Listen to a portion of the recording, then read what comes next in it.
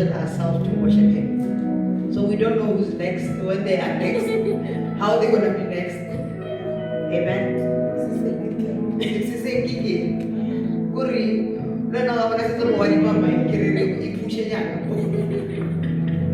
Amen. Moses God has called them to worship.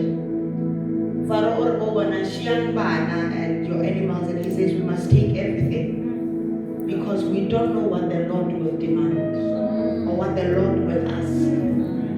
And this is the posture of this meeting, that we don't know what the Lord will ask, but we are ready. We are ready to move with Him.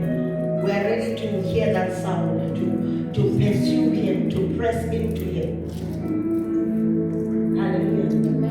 Hallelujah. Hallelujah. I was going to say thank you so much for being here.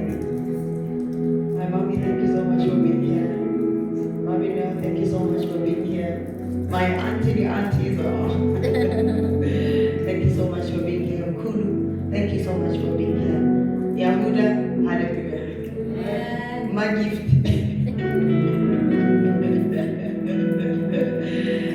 The Holy family, thank you so much. Uradile, yes, thank you so much. The band, thank you. We are going to push.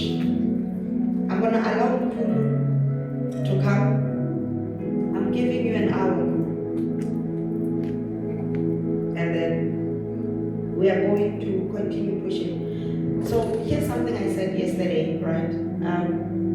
To everyone who's here. So like when you feel like you want to sit, you feel like you want to lie, you are welcome to come on the carpets. So if you feel like you want to just sit down, you are welcome to come. Be at home. Find God. It's you and Him. It's not about an audience. He is our audience today. And it's about you and Him. It's not about the best gift, the best sound. It's about focusing on Him.